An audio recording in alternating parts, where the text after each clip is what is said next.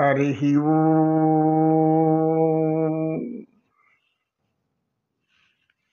యోగ సాధకులకు, యోగాభిమానులకు, ఆత్మస్వరూపులైన సర్వ మానవ భక్తులకు నా హృదయపూర్వక నమస్సుమాంజలు.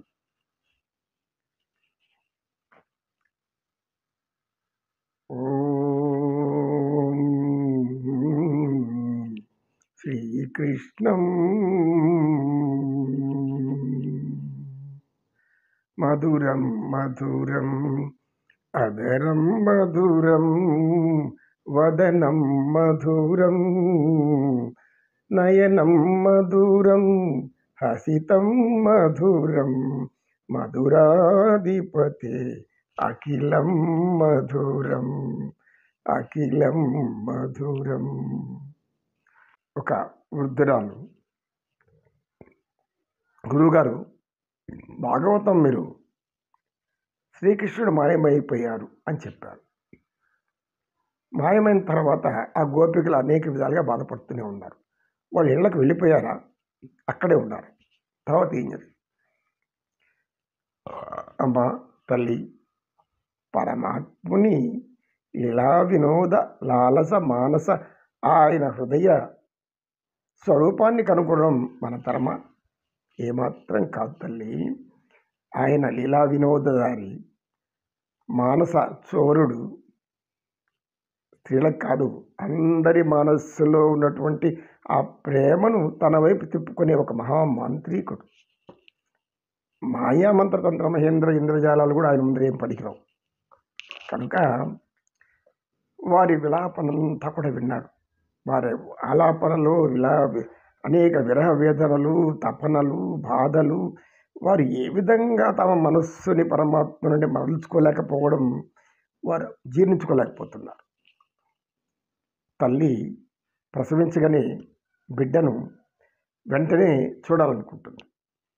స్పృహ వచ్చాక ఆ బిడ్డ పక్కన లేకపోతే ఎలా తలడిల్లుతుందో, ఎక్కడ నాకు ఏ బిడ్డ పుట్టాడు, ఆడబిడ్డ మగబిడ్డ ఏ బిడ్డ ఎలా తలడిల్లుతుంది, అది స్త్రీలకు తెలుస్తుంది. ఆ యొక్క బాధ ఎందుకు? ఈ యొక్క జన్మనివ్వడం అంటే స్త్రీలకు తన గర్భం నుండి ఒక బిడ్డను మరణంతో సమానమని అందరూ అంటారు. ఎందుకంటే మరణించనవచ్చు, జీవించనవచ్చు. అంటే జీవన్ మరణ సమస్యగా ఉంటుంది ప్రసవించిన స్త్రీకి.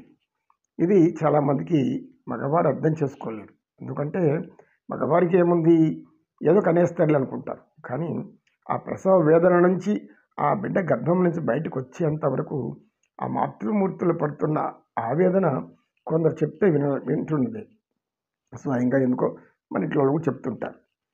అయితే అనుభవించే వాళ్ళు తెలుస్తుంది, వింటున్న వాళ్ళకి ఏం తెలియదు కదా. అలాంటి వేదన పడ్డారు వాళ్ళు. ఈ వేదన వాళ్ళను సొంత సులభంగా వదిలేస్తుందా? పోనే లేదు. ఎక్కడున్నారు అక్కడే కూర్చొని ఉన్నారు.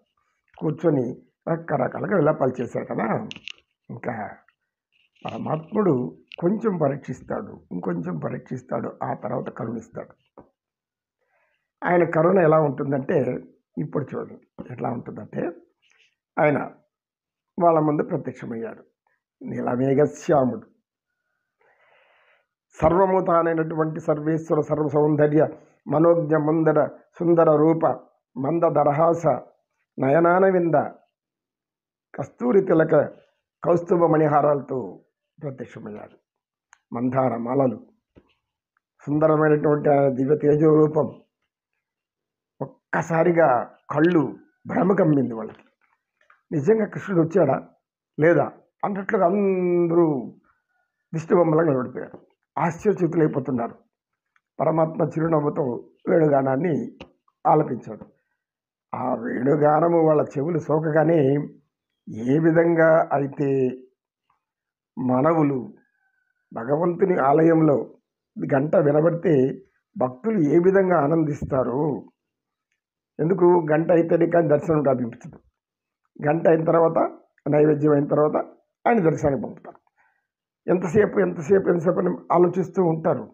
క్షణక్షణం భగవంతుని చూడాలని. శ్రీ వెంకటేశ్వర స్వామి అయితే అని, ఈశ్వరుడైతే అన్ని దేవతలన్నా కూడా ఆరాధ్య దేవతలు. ఆ విధంగా వీళ్ళు ఆ దివ్య తేజోమూర్తి అనుకోకుండా ముందర నిలబడిపోయాడు వచ్చి. ఇంతసేపు ఇన్ని రోజులు మమ్మల్ని రానికుండా బాధ పెట్టిన అతను ఇప్పుడు కనపడ్డా ఆయన అనగానే వాళ్ళకి ఏం పాలు పోలేదు. అలాగే చూస్తున్నారు మైమర్చిపోయి. ఎప్పుడైతే వేణుగానం వినబడిందో, వేణుగాన నాదానికి ఏ విధంగా పుష్పాలు వికసించినప్పుడు తుమ్మెదలు సీతాకోక చిలుకలు అనేక కీటకాలు వచ్చి పుష్పం మీద వాళ్తుందో ఆ విధంగా వేణుగానం వినిపించగానే వచ్చేసారు. బిల్ల బిల్ల బిల్ల బిల్లమంటూ వచ్చేస్తారు. ఒకరు బయట జారుతున్నా పట్టించుకోలేదు, ఇంకొకరు జుట్టు విరబోసుకున్నా అనుకోలేదు. ఎట్లా ఉండేవాళ్ళు ఎట్లా బ్రతుకుంటూ చేస్తున్నారు. ఆయన దగ్గరికి వచ్చేసారు. వచ్చి ఒక గోపకాంత అంటుంది,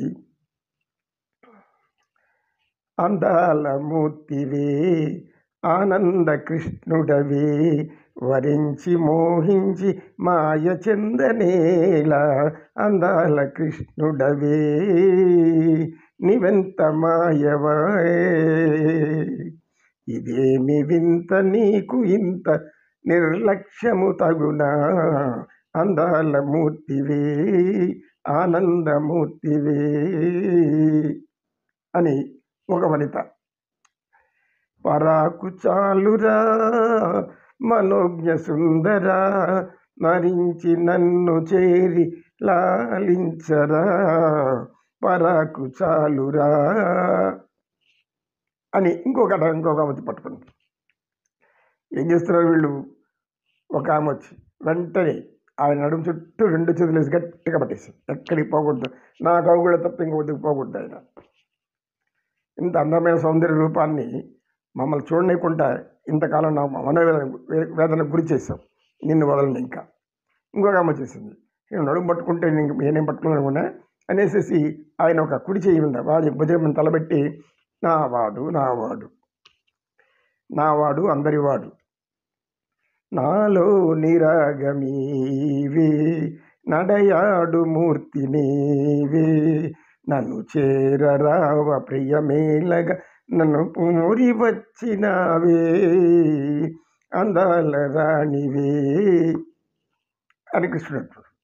ఆయన మురళీగానం వినిపిస్తూ, చేరి యశోదకు శిశువితడు చేరి యశోదకు శిశువితడు దారుణి బ్రహ్మకు తండ్రియు నీతడు అయినను నా కౌగిలిలో ప్రియుడితడు చేరిన కౌగిలికి ప్రియుడితడు.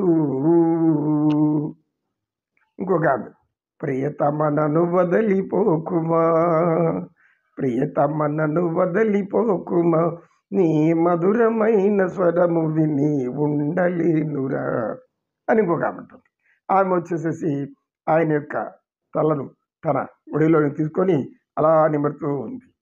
ఈయన మాత్రం వేణుగానం చూస్తూ వాళ్ళ యొక్క చేష్టలన్నీ హాయిగా చూస్తూనే జగడపు తనముల జాజరా సగినల మంత్ర పూజాజరా జగడపు తనముల జాజరా మొల్లలు తురుములు ముడిచిన మరువుల మొల్లపు సరసపు మురిపెమునా జల్లన పొడి జారగపతిపై చెల్లేరతివలు జాజరా జగడపు తనముల జాజరా అని తన హృదయ వక్షస్థలానికి అడిగి లాక్కుంటుంది.